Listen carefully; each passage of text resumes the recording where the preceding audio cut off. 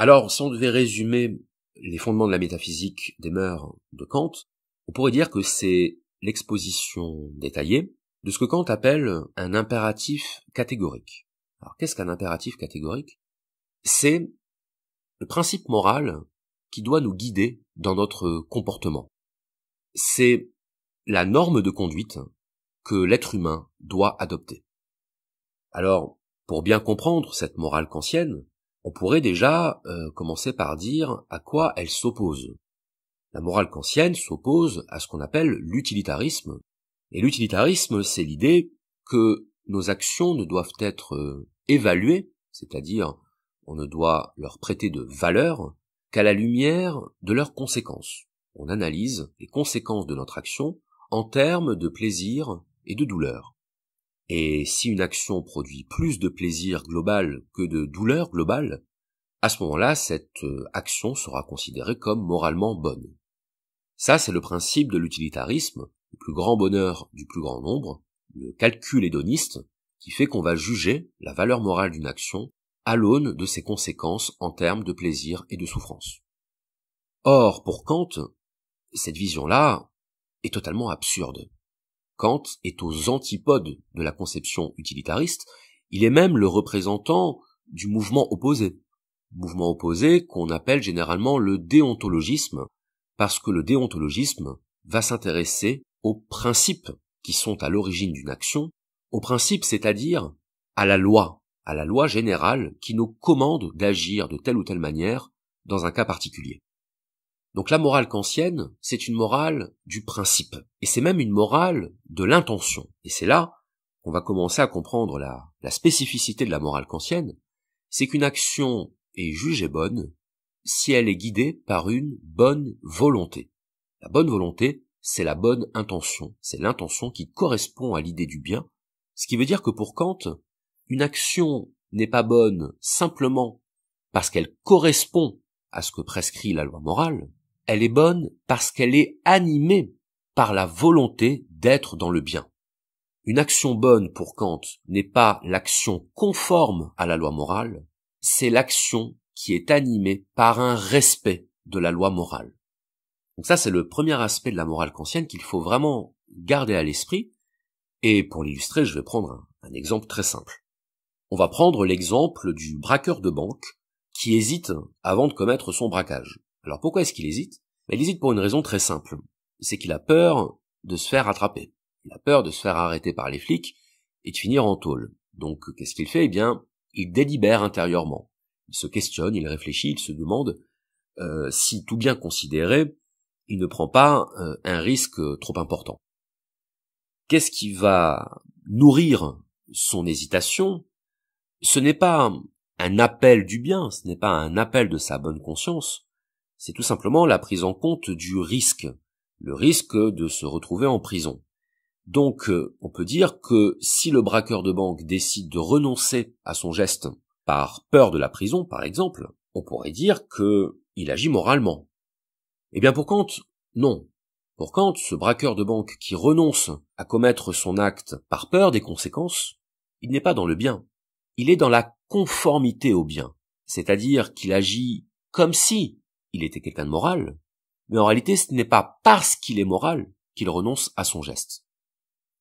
Et ça, c'est quelque chose que Kant dénonce très vivement. La conformité à la loi morale qui n'est pas guidée, qui n'est pas motivée par une bonne volonté, qui n'est pas motivée par une volonté d'être dans le bien.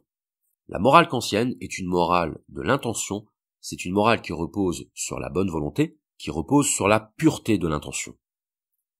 Alors, est-ce que cet aspect suffit à résumer la philosophie morale kantienne? Est-ce qu'on peut réduire la morale de Kant à une morale de l'intention?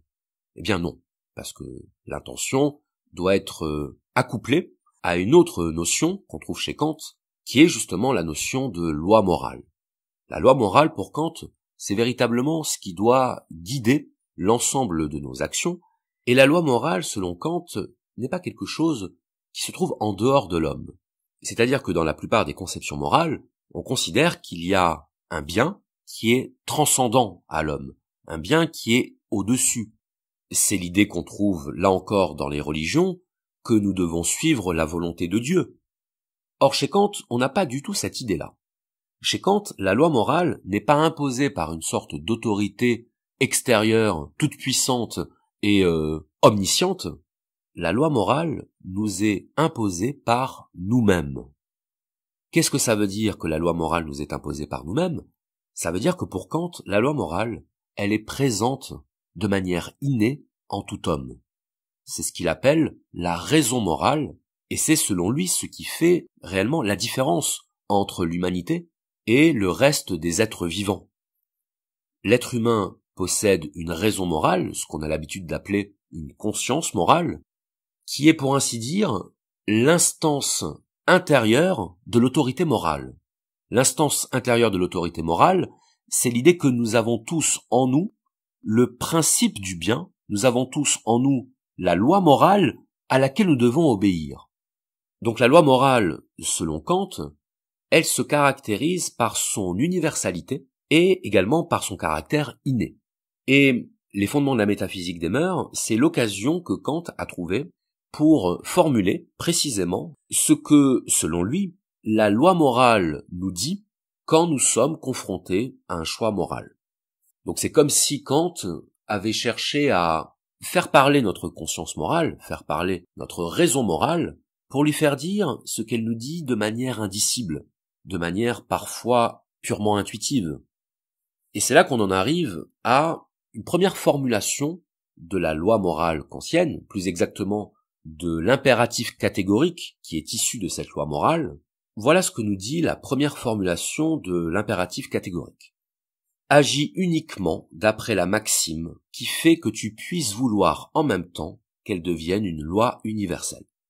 Alors, cette citation est assez connue, elle mérite qu'on s'y arrête un petit peu, qu'on la reformule et qu'on la décortique. La première chose, c'est que cette formulation confirme ce qu'on disait il y a quelques instants sur le fait que la morale kantienne est une morale formelle. C'est d'ailleurs pour ça que certains commentateurs récusent l'expression même de morale kantienne, parce qu'en réalité, Kant ne nous propose pas une morale, il nous propose une structure morale, il nous propose un cadre moral. Et le cadre moral de Kant, c'est de dire que on reconnaît la moralité d'une action au fait que l'on pourrait vouloir que ce qui la guide soit partagé par tout le monde.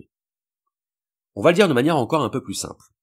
Lorsque vous vous apprêtez à effectuer une action et que vous vous posez la question de savoir si elle est morale ou pas, posez-vous la question, est-ce que ce par quoi je suis guidé actuellement, je voudrais que cela guide également toute l'humanité?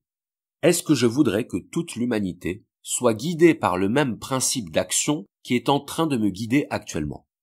C'est ça le test de vérification de la morale chez Kant. C'est le fait de passer cette épreuve de l'universalisation du principe de mon action. Le principe de mon action, c'est de dire quelle est la loi qui me parle au moment où je choisis de lui obéir. Quelle est la loi qui me dit que ce que je m'apprête à faire est bien ou mal? Eh bien cette loi, si je peux vouloir qu'elle guide l'humanité, à ce moment-là, cela signifie que mon action est morale. Donc là, Kant, il nous laisse un peu sur notre faim, parce que cette formulation de l'impératif catégorique, bien concrètement, elle ne nous dit pas ce que l'on doit faire. Elle ne nous dit pas quelle action est bonne, quelle action est mauvaise. Elle ne nous dit pas quelles sont les valeurs que l'on doit incarner dans nos actions.